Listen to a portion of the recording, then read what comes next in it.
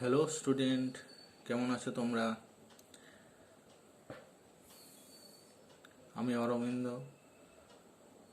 আমার YouTube channel AKS mathematics learning আজকে শুরু করছি দশম শ্রেণীর ক্লাস 10, দশম শ্রেণীর গণিত ত্রিকোণমিতি চ্যাপ্টারের একটা অংশ।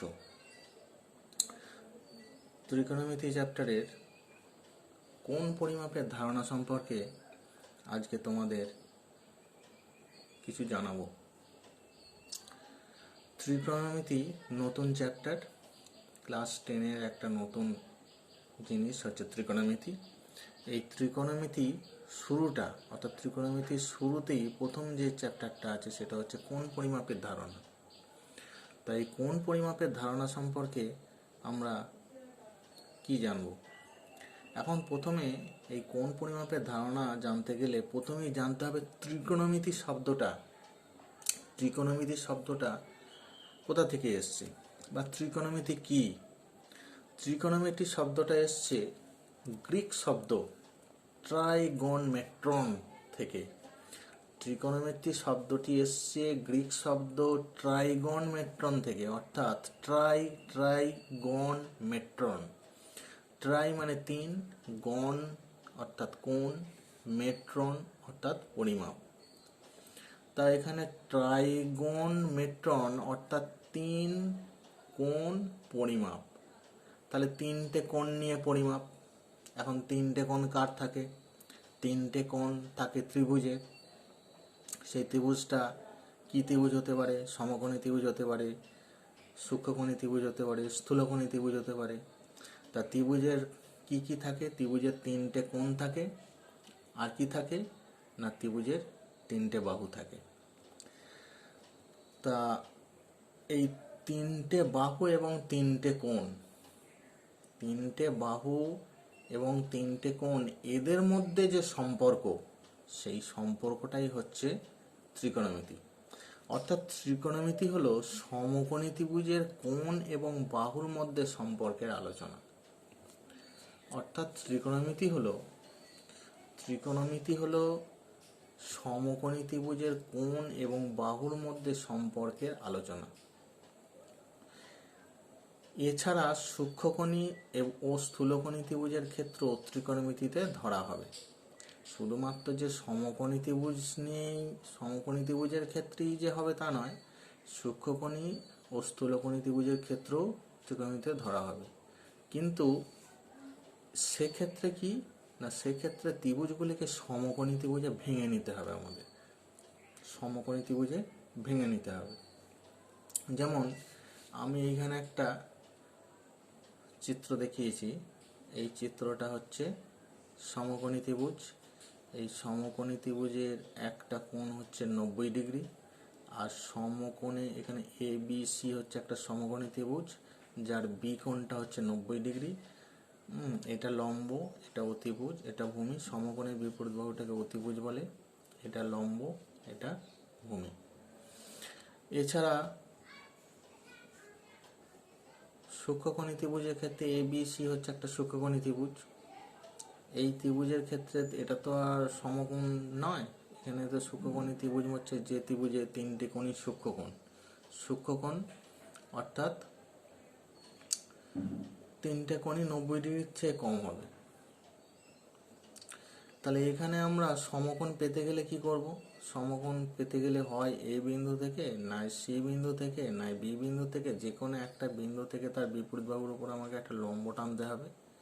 লম্ব টানলে আমরা কি পাবো? এই কোণটা সমকোণ পাবো বা এই দিকের কোণটা সমকোণ পাবো। তাহলে এক্ষেত্রে যে দুটো ত্রিভুজ উৎপন্ন হয়েছে সেগুলো হচ্ছে সমকোণী ত্রিভুজ।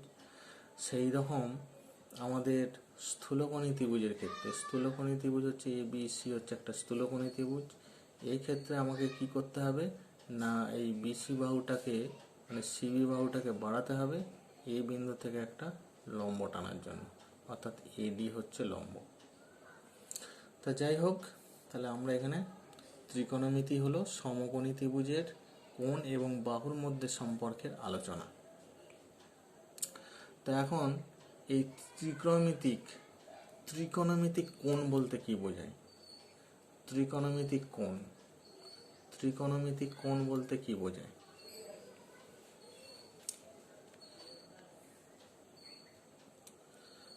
ত্রিকোণমিতিক কোণ বলতে বোঝায়, ত্রিকোণমিতিক কোণ ধনাত্মক কোণ। ধনাত্মক কোণ কি না, ধরি ওয়ে হচ্ছে যে কোনো একটা রশ্মি, ওয়ে হচ্ছে যে কোনো একটা রশ্মি, ও বিন্দুকে কেন্দ্র করে ওয়ে রশ্মিটা ঘড়ির কাঁটার বিপরীত দিকে, ঘড়ির কাঁটা এই দিকে ঘুরলে বিপরীত দিক হচ্ছে এই দিকটা, তাহলে ঘড়ির কাঁটার বিপরীত দিকে থিটা ডিগ্রি কোণে ঘুরলে তার অবস্থানটা দাঁড়ালো ও A1 অবস্থান। তাহলে ওয়ে হচ্ছে একটা ঘূর্ণায়মান রশ্মি, এখন ও বিন্দুকে কেন্দ্র করে যদি ঘড়ির কাঁটার বিপরীত দিকে ঘোরে, মনে করি এখানে থিটা ডিগ্রি কোণে ঘুরে ও A1 অবস্থানে এলো, তাহলে এটা হচ্ছে প্রাথমিক অবস্থান, এটা হচ্ছে অন্তিম অবস্থান। আর ঘুরলো কত ডিগ্রি কোণে? থিটা ডিগ্রি কোণে। কোন দিকে ঘুরলো? ঘড়ির কাঁটার বিপরীত দিকে ঘুরলো। তাহলে যে অবস্থানটা দাঁড়ালো সেই অবস্থানে কোণটা কি হলো? তাহলে সেই অবস্থানে কোণটা হলো A1 কোণ। এই কোণটাই হচ্ছে ধনাত্মক কোণ। এর পরিমাপটা কত? না থিটা ডিগ্রি। এর পরিমাপটা হচ্ছে কত? না থিটা ডিগ্রি। Theta degree. তাহলে এইটাকে আমরা লিখবো কি করে? না প্লাস থিটা ডিগ্রি বা শুধু থিটা ডিগ্রি। তাহলে ত্রিকোণমিতিক কোণ হচ্ছে ধনাত্মক কোণ। ধনাত্মক কোণটা কি না, ওয়ে একটা যে কোনো রশ্মি, ওই রশ্মিটার ও বিন্দুকে কেন্দ্র করে ঘড়ির কাঁটার বিপরীত দিকে থিটা ডিগ্রি ঘুরিয়ে ও A1 অবস্থানে এলে A1 কোণ উৎপন্ন হয়। এই কোণটাই হচ্ছে ধনাত্মক কোণ। এর পরিমাপ হচ্ছে প্লাস থিটা ডিগ্রি বা শুধু থিটা ডিগ্রি। অর্থাৎ আমরা এক কথায় বলতে পারি যে ঘূর্ণায়মান রশ্মিটি ঘড়ির কাঁটার বিপরীত দিকে ঘুরলে উৎপন্ন কোণটিকে রীতি অনুসারে ধনাত্মক কোণ বলে। ঘূর্ণায়মান রশ্মিটি ঘড়ির কাঁটার বিপরীত দিকে ঘুরলে উৎপন্ন কোণটিকে রীতি অনুসারে ধনাত্মক কোণ বলে। তাহলে ঘড়ির কাঁটার বিপরীত দিকে করতে হবে, ধনাত্মক কোণ পেতে গেলে ঘড়ির কাঁটার বিপরীত দিকে ঘুরতে হবে। ঘড়ির কাঁটার বিপরীত দিকে ঘুরলে তবেই ধনাত্মক কোণ উৎপন্ন হবে। যেমন ওয়ে হচ্ছে ঘূর্ণায়মান রশ্মি, ঘড়ির কাঁটার বিপরীত দিকে ঘুরে ওবি অবস্থানে এলো, আরও ঘড়ির কাঁটার বিপরীত দিকে ঘুরে ওসি অবস্থানে এলো, বা আরও ঘড়ির কাঁটার বিপরীত দিয়ে ঘুরে ওডি অবস্থানে এলো। তাহলে এখানে তিনটে কোণ উৎপন্ন হলো ঘড়ির কাঁটার বিপরীত দিয়ে ঘুরে। একটা হচ্ছে AOB কোণ, একটা হচ্ছে AOC কোণ, একটা হচ্ছে AOD কোণ। তাহলে AOB কোণটাকে যদি আমি থিটা ডিগ্রি, এই কোণটা যদি থিটা ডিগ্রি কোণে ঘোরে তাহলে এটা হচ্ছে প্লাস থিটা ডিগ্রি। আর AOB কোণ, এই কোণটা যদি ঘড়ির কাঁটার বিপরীত দিকে ঘুরে যদি আলফা ডিগ্রি কোণ উৎপন্ন করে তাহলে এটা হচ্ছে প্লাস আলফা ডিগ্রি। আর AOD কোণ ঘড়ির কাঁটার বিপরীত দিকে ঘুরে যদি বিটা ডিগ্রি কোণ উৎপন্ন করে তাহলে এটা হচ্ছে প্লাস বিটা ডিগ্রি। তাহলে এখান থেকে আমরা কি পেলাম? না ত্রিকোণমিতিক কোণ। ত্রিকোণমিতিক কোণ হচ্ছে কি না ধনাত্মক কোণ, সেরকম আবার ঋণাত্মক কোণও পাবো। ঋণাত্মক কোণ, ঋণাত্মক কোণটা কি?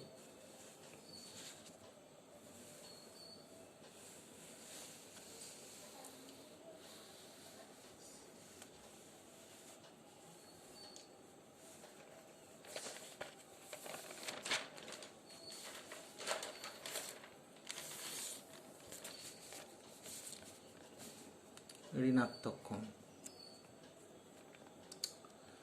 ঋণাত্মক কোণ ধরি ওয়ে হচ্ছে একটা রশ্মি, ও বিন্দুকে কেন্দ্র করে ওয়ে রশ্মি ও বিন্দুকে কেন্দ্র করে ও রশ্মিটিকে ঘড়ির কাঁটার দিকে, ঘড়ির কাঁটার দিকে, এই দিকটা বিপরীত দিক হচ্ছে ওই দিকটা, ঘড়ির কাঁটার দিকে থিটা ডিগ্রি ঘুরিয়ে ওবি অবস্থানে আনলে উৎপন্ন যে কোণটা AOB কোণ, এই কোণটা উৎপন্ন হলো। এই কোণটাই হচ্ছে ঋণাত্মক কোণ, যার পরিমাপ হচ্ছে মাইনাস থিটা ডিগ্রি।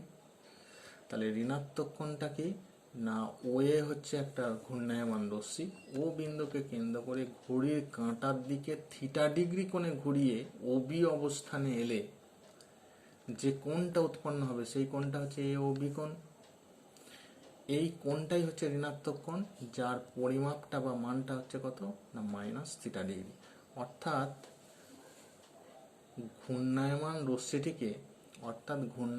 রশ্মিটিকে ঘড়ির কাঁটার দিকে ঘোরালে বা ঘুরলে, ঘড়ির কাঁটার দিকে ঘুরলে উৎপন্ন কোণটিকে রীতি অনুসারে ঋণাত্মক কোণ বলে। ঘূর্ণায়মান রশ্মিটিকে ঘড়ির কাঁটার দিকে ঘোরালে উৎপন্ন কোণটাকে রীতি অনুসারে ঋণাত্মক কোণ বলে। তাহলে ত্রিকোণমিতিক কোণ হচ্ছে একটা ঋণাত্মক, একটা ধনাত্মক কোণ, একটা ঋণাত্মক কোণ। তাহলে ধনাত্মক কোণটা কি ঘড়ির কাঁটার বিপরীত দিকে ঘুরবে, আর ঋণাত্মক কোণটা কি ঘড়ির কাঁটার দিকে ঘুরবে। যেমন ও এ হচ্ছে একটা ঘূর্ণায়মান রশ্মি, যার ও বিন্দুকে কেন্দ্র করে ঘড়ির কাঁটার দিকে প্রথমে তিনটে কোণ উৎপন্ন করলো। একটা হচ্ছে ও এ, এও একটা বি কোণ, ও এ, এও সি কোণ, এও বি কোণ, এও সি কোণ, এও ডি কোণ উৎপন্ন করলো ঘড়ির কাঁটার দিকে। তাহলে এখানে রীতি অনুসারে এ ও বি কোণ হচ্ছে কত, θ° কোণে যদি ঘোরে তাহলে এটা হচ্ছে -θ°, আর এ ও বি কোণ হচ্ছে -β°। যদি এ ও বি কোণটা β° হয় তাহলে -β°, আর এ ও ডি কোণ এটা যদি α° কোণে ঘোরে তাহলে এটা হবে -α°। তাহলে ঘূর্ণায়মান রশ্মিটি ঘড়ির কাঁটার দিকে ঘুরলে উৎপন্ন কোণটিকে রীতি অনুসারে ঋণাত্মক কোণ বলে। ত্রিকোণমিতিক কোণ পরিমাপের পদ্ধতি।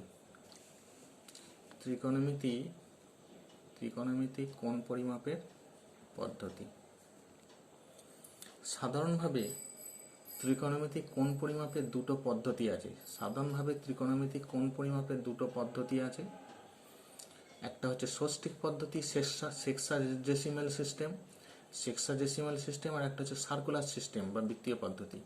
তাহলে সাধারণভাবে ত্রিকোণমিতিক কোণ পরিমাপের দুটো পদ্ধতি আছে, একটা হচ্ছে ষষ্ঠিক পদ্ধতি সেক্সাডেসিমাল সিস্টেম, আর একটা হচ্ছে বৃত্তীয় পদ্ধতি বা সার্কুলার সিস্টেম। এখন ষষ্ঠিক পদ্ধতিটা কি? ষষ্ঠিক পদ্ধতি হচ্ছে একটি সরলরেখার ওপর একটি সরলরেখাংশের ওপর একটি সরলরেখার ওপর অপর একটি সরলরেখাংশ একটি সরলরেখাংশ অপর একটি সরলরেখাংশের ওপর লম্বভাবে দাঁড়ালে, একটি সরলরেখাংশ অপর একটি সরলরেখাংশের ওপর লম্বভাবে দাঁড়ালে যে কোণ তৈরি হয় বা যে কোণ উৎপন্ন হয় তাকে সমকোণ বলে। একটি সরলরেখাংশ অপর একটি সরলরেখাংশের ওপর লম্বভাবে দাঁড়ালে যে কোণ তৈরি হয় তাকে সমকোণ বলে। অর্থাৎ এক সমকোণ হচ্ছে 90°। এই যে একটি সরলরেখাংশ, মনে করছি এ বি হচ্ছে একটা সরলরেখাংশ, এর ওপর অপর একটা সরলরেখাংশ সিডি যদি লম্বভাবে দাঁড়ায় তাহলে যে কোণটা উৎপন্ন হয় সেই কোণটা কত, এক সমকোণ বা 90°। এই এক সমকোণটাকে যদি আবার 90টা ভাগে ভাগ করি তাহলে এক একটা ভাগকে কি বলবো, এক একটা ভাগকে 1° বলবো। এই এক সমকোণকে 90টা ভাগে ভাগ করলে এক একটা ভাগকে 1° বলা হয়। এই 1°কে পুনরায় 60টা ভাগে যদি ভাগ করি, এই 1°কে পুনরায় 60টা ভাগে ভাগ করলে এক একটি ভাগকে 1 মিনিট বলা হয়। অর্থাৎ 1° সমান হচ্ছে কি না 60 মিনিট। আবার 1 মিনিটকে 60টি ভাগে ভাগ করলে এক একটি ভাগকে 1 সেকেন্ড বলা হয়। অর্থাৎ 1 মিনিট সমান 60 সেকেন্ড। তাহলে এখানে আমরা দেখলাম কি না, কোণ পরিমাপের দুটো পদ্ধতি আছে। ত্রিকোণমিতিক কোণ পরিমাপের দুটো পদ্ধতি আছে, একটা হচ্ছে ষষ্ঠিক পদ্ধতি সেক্সাডেসিমাল সিস্টেম, আর একটা হচ্ছে বৃত্তীয় পদ্ধতি অর্থাৎ সার্কুলার সিস্টেম। ষষ্ঠিক পদ্ধতি কি না, একটি সরলরেখাংশ অপর একটি সরলরেখাংশের ওপর লম্বভাবে দাঁড়ালে যে কোণ তৈরি হয় বা উৎপন্ন হয় তাকে এক সমকোণ বলে। অর্থাৎ এক সমকোণ সমান 90°। এই 90°কে বা এক সমকোণকে 90টা ভাগে ভাগ করলে এক একটি ভাগকে 1 ডিগ্রি বলা হয়। এই 1 ডিগ্রিকে পুনরায় 60টি ভাগে ভাগ করলে এক একটি ভাগকে 1 মিনিট বলা হয়, অর্থাৎ 1 ডিগ্রি সমান হচ্ছে 60 মিনিট। আবার 1 মিনিটকে 60টি ভাগে ভাগ করলে এক একটি ভাগকে 1 সেকেন্ড বলা হয়, অর্থাৎ 1 মিনিট সমান 60 সেকেন্ড। এবার আমরা বৃত্তীয় পদ্ধতি সম্পর্কে জানব। বৃত্তীয় পদ্ধতিটা কি? বৃত্তীয় পদ্ধতিতে কোণ পরিমাপের একক হলো রেডিয়ান। আচ্ছা, তাহলে এখানে আমরা ষষ্ঠিক পদ্ধতিতে যে জিনিসগুলো জানলাম, সংক্ষেপে বললে কি হবে? ষষ্ঠিক পদ্ধতিতে যে জিনিসগুলো জানলাম সেটা সংক্ষেপে যদি বলি তাহলে কি হবে? এক সমকোণ সমান 90 ডিগ্রি। তাহলে একে 90টা ভাগে ভাগ করলে, এক সমকোণকে 90টা ভাগে ভাগ করলে এক একটা ভাগকে 1 ডিগ্রি বলা হয়। তাহলে 1 ডিগ্রিকে আবার যদি 60টা ভাগে ভাগ করা হয়, এক একটা ভাগকে 1 মিনিট বলা হয়। তাহলে এখানে এক সমকোণ সমান 90 ডিগ্রি, 1 ডিগ্রি সমান হচ্ছে 60 মিনিট। তাহলে 1 ডিগ্রিকে 60টা ভাগে ভাগ করলে এক একটা ভাগকে 1 মিনিট বলা হয়। তাহলে 1 ডিগ্রি সমান হচ্ছে 60 মিনিট। এই মিনিটটাকে আমরা এই চিহ্নের সাহায্যে প্রকাশ করব। 60 লিখে তার মাথায় একটা হাইফেন, একটা ড্যাশ, 60 লিখে তার মাথায় একটা ড্যাশ দিয়ে মিনিট প্রকাশ করব এই চিহ্ন সাহায্যে। সেরকম আবার 1 মিনিটকে যদি 60টা ভাগে ভাগ করা হয়, এক একটা ভাগকে 1 সেকেন্ড বলা হয়। তাহলে 1 মিনিট সমান হচ্ছে 60 সেকেন্ড। এখানে 60 লিখে দুটো ড্যাশ দেবো সেকেন্ডকে প্রকাশ করার জন্য। গাণিতিক চিহ্ন দিয়ে প্রকাশ করলে আমরা এইভাবে প্রকাশ করতে পারি 60 সেকেন্ড। তাহলে এক সমকোণ সমান 90 ডিগ্রি, 1 ডিগ্রি সমান 60 মিনিট, বা এইটা 1 মিনিট সমান 60 সেকেন্ড, বা এই চিহ্ন সাহায্যে 60 লিখে দুটো ড্যাশ। অর্থাৎ এক কথায় ডিগ্রি, মিনিট, সেকেন্ডে প্রকাশ করার পদ্ধতি হলো ষষ্ঠিক পদ্ধতি। ডিগ্রি, মিনিট এবং সেকেন্ডে, হয় ডিগ্রি বা মিনিট বা সেকেন্ডে প্রকাশ করার পদ্ধতিটাই হলো ষষ্ঠিক পদ্ধতি। বৃত্তীয় পদ্ধতি। বৃত্তীয় পদ্ধতিতে কোণ পরিমাপের একক হলো রেডিয়ান। বৃত্তীয় পদ্ধতিতে কোণ পরিমাপের একক রেডিয়ান। তাহলে বৃত্তীয় পদ্ধতিতে কোণ পরিমাপের একক হচ্ছে রেডিয়ান। রেডিয়ানটা কি না, কোনো বৃত্তের, এইটা হচ্ছে মনে করি ও কেন্দ্রীয় হচ্ছে একটা বৃত্ত। ও কেন্দ্রীয় বৃত্তের ও হচ্ছে কেন্দ্র, ও এ হচ্ছে ব্যাসার্ধ। মনে করি ও এ সমান ব্যাসার্ধটা হচ্ছে আর। তাহলে এই ও কেন্দ্রীয় বৃত্তের ব্যাসার্ধের সমান বৃত্তচাপ।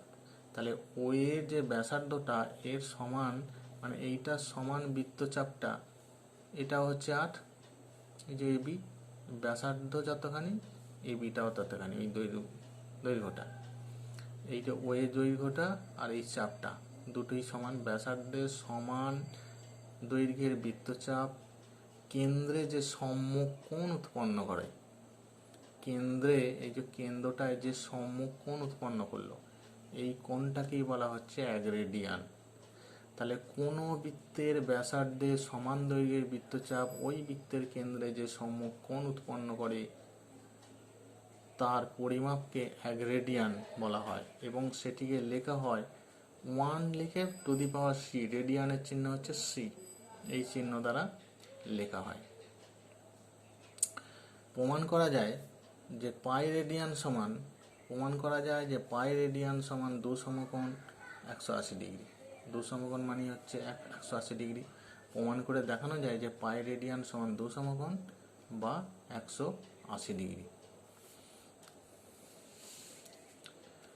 1 রেডিয়ানের মান ষষ্ঠিক পদ্ধতিতে কি হবে সেটা এবার দেখা যাক। 1 রেডিয়ানকে আমি ষষ্ঠিক পদ্ধতিতে প্রকাশ করা মানে হচ্ছে ডিগ্রি, মিনিট, সেকেন্ডে প্রকাশ করা। তাহলে 1 রেডিয়ানের মানটাকে আমরা ষষ্ঠিক পদ্ধতিতে প্রকাশ করব। তাহলে আমরা এর আগে কি দেখলাম, যে প্রমাণ করে দেখানো যায় যে পাই রেডিয়ান সমান 2 সমকোণ, পাই রেডিয়ান সমান 2 সমকোণ বা 180 ডিগ্রি। তাহলে 1 রেডিয়ানের মান আমরা ষষ্ঠিক পদ্ধতিতে কি কি হবে সেটা দেখব। তাহলে যেহেতু পাই রেডিয়ান সমান 180 ডিগ্রি, তাহলে 1 রেডিয়ান সমান 180 বাই পাই। তাহলে 180 ডিগ্রি বাই পাই, পাইয়ের মান হচ্ছে 22/7। গণনার জন্য পাইকে আমরা 22/7 ধরে নিচ্ছি। এইটা উল্টে গেলে 7টার উপরে চলে গেল, 7/22। কাটাকাটি করলে 11 দুগুণে 22, 90 দুগুণে 180, তাহলে 630/11 এত ডিগ্রি। তাহলে এইটা এই এত ডিগ্রি সমান, এই এত ডিগ্রিটা এখন কত হবে সেইটা আমরা 11 দিয়ে ভাগ করবো। 630কে আমরা 11 দিয়ে ভাগ করে দেখব। তাহলে 630কে 11 দিয়ে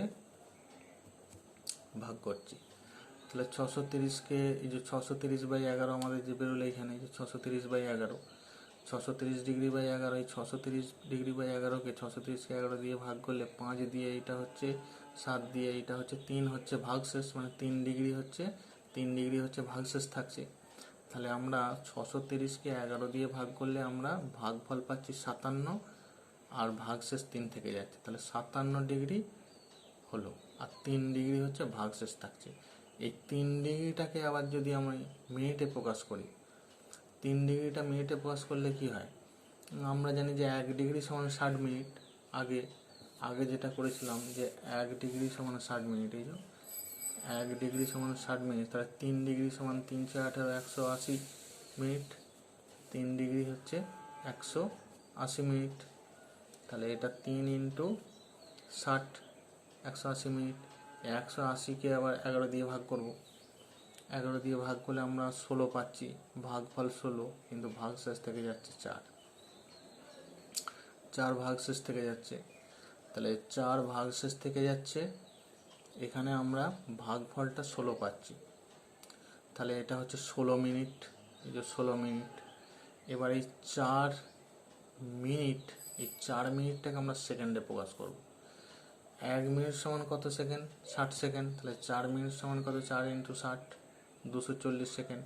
একে 11 দিয়ে ভাগ করলে 21.8, ভাগশেষ থেকে যাচ্ছে, মিলছে না, 21.8। এই 21.8টাকে আমরা আসন্ন মানে কত হচ্ছে, যদি দশমিকের পর 5 বা 5-এর বেশি হয় তাহলে আগের সংখ্যাটার সঙ্গে 1 যোগ হবে, তাহলে এটা হচ্ছে 22, প্রায় 22। তাহলে এখানে 11, তাহলে এখানে 630 ডিগ্রি বাই 11, একে ভাগ করলে আমরা পাচ্ছি 57 ডিগ্রি 16 মিনিট 22 সেকেন্ড প্রায়, কারণ এটা আমরা এই যে আসন্ন মানে ধরেছি বলে সেই জন্য প্রায়।